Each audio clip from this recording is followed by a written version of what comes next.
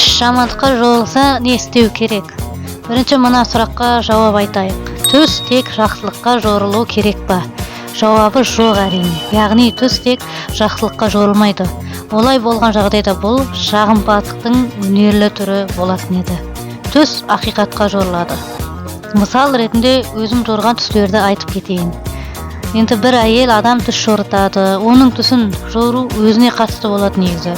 Ал ол болса маған ол түсті күйеуінен ажырасып, көңілдесіне қосылу деп жорып беруімді қалады.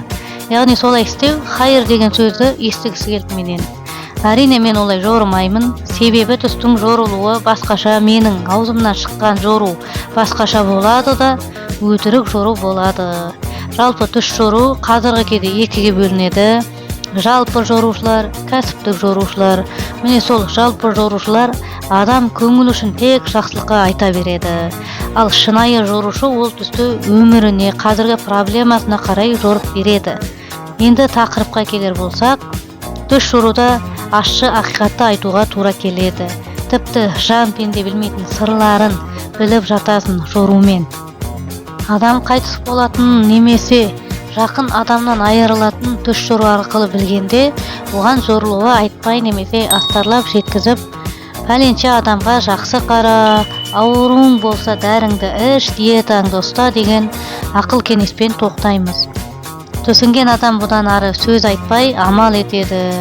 Бір ескере кететін жайт, түс тағдыр емес, түс пайыз, мына түс орындалады деп айтуға ешкімнің хақысы жоқ.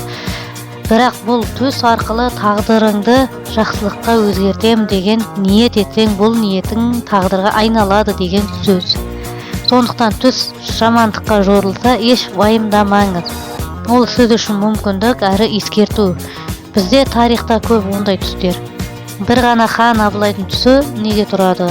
Арыстандай өзінен аюдай алыпты да, түлкідей алдамшы да ұрпақ туатынын бұқар жырау жорып береді.